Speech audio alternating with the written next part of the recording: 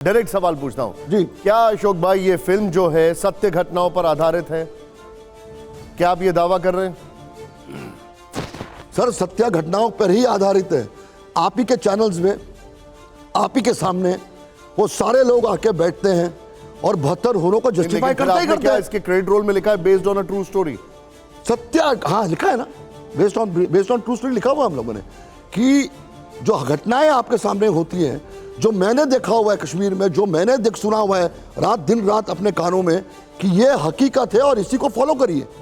तो ये जो दो हमारे कैरेक्टर्स जो है, जो नैरेटिव सेट करते हैं पूरी फिल्म का, वो बिल्कुल जो आज चल रहा है समाज में और दुनिया में चल रहा है, उसी को सामने लाके उसमें present लेकिन मैंने आपसे ये सवाल इसलिए पूछा क्योंकि द केरल स्टोरी के जो मेकर्स थे उन्होंने भी दावा किया था कि वो सत्य घटनाओं पर आधारित है, और पहले वो 32,000 लड़कियां थी, बाद में पलट गए वो 3 लड़कियां हो गई, तो यहाँ पे 72 का कहीं साथ तो नहीं हो जाएगा?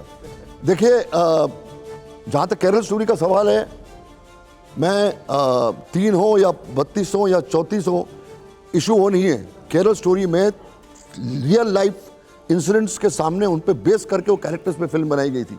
तो ये कहना कि ये आप उसको ले जाओ 3200 में, तो उन्होंने डिस्कशन नहीं किया ज़्यादा, बट अगर रिसर्च किया हुआ है और डायरेक्टर और प्रोड्यूसर ने वो फिगर दिया हुआ है, वो उन्होंने उस इशू को ज़्यादा तूल न देकर उनको लगा कि फिल्म ज़्यादा चलनी चाहिए और फिल्म ज़्यादा इंपॉर्टेंट है हमारे लिए, उस बहस में वो नहीं गए।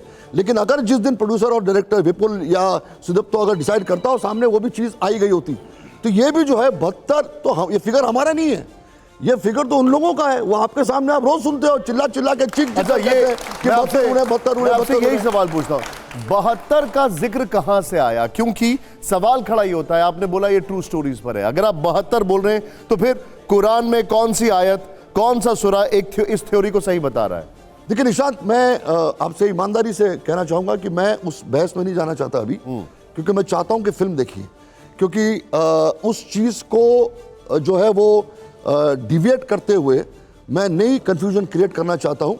आप फिल्म देखिए, फिल्म देखने के बाद मैं 8 तारीख को फिर आपके पास, आप लोगों के पास आके बैठूंगा और फिर इस सवाल का जवाब मैं दूंगा। ठीक है, आप अपनी, हम जो हैं, अब ये मैं सवाल इसलिए पूछ रहा हूं, हम आपकी क्रिएटिव फ्रीडम का सम्मान करते हैं, लेकिन विरोध करने वाले पूछते हैं कि Kashmir files, the Kerala story, अब 72 उन्हें कहीं ऐसा तो नहीं कि समाज के एक वर्ग को निशाना बनाने की कोशिश की जा रही है डेलिबरेटली?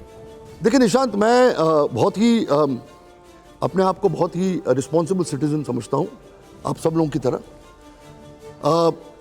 हमारी जो घुटन है, हम जैसे मेकर्स की, हम जैसे प्रोडक्शन हाउसेस की, हम जैसे आर्टिस्टों की, हम जैसे जर्नलिस्टों की जो घुटन ये है कि जो चीज़ों को बाहर एक इकोसिस्टम ने लाने नहीं दिया था, एक नैरेटिव चलता आ रहा था इतने सालों से, एक नैरेटिव चलता आ रहा था इतने समय से, और उसी नैरेटिव को लोगों को बिलीवेबल कराने की कोशिश की, चाहे वो सरकार की तरफ से था, चाहे वो इकोसिस्टम मीडिया में था, चाहे वो इकोसिस्टम पॉलिटिशियंस में था, चाहे वो इकोसिस्टम किसी भी समाज में था, किसी जगह पे था।